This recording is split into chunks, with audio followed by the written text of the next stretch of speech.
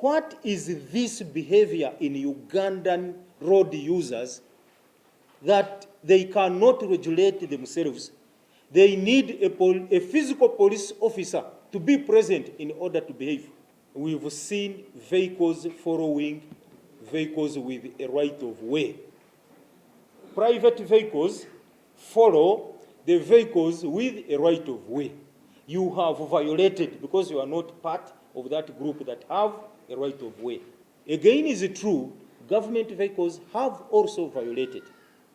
And I have the statistics on how many government vehicles have violated this right of way, and even those involved in crashes.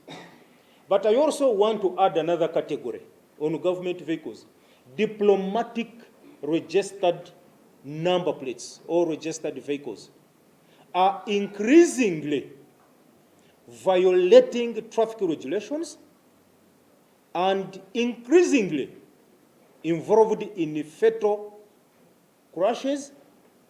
And when we try to get the culprits, they use the diplomatic immunity, and we sometimes don't bring them to justice. Because of this, we are engaging judiciary. Hear this.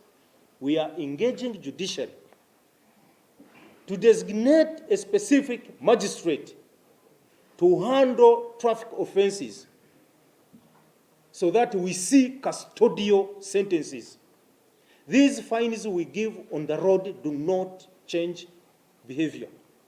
And therefore, we would like to have custodial punishments. And we are going to engage judiciary. Actual engagements already started.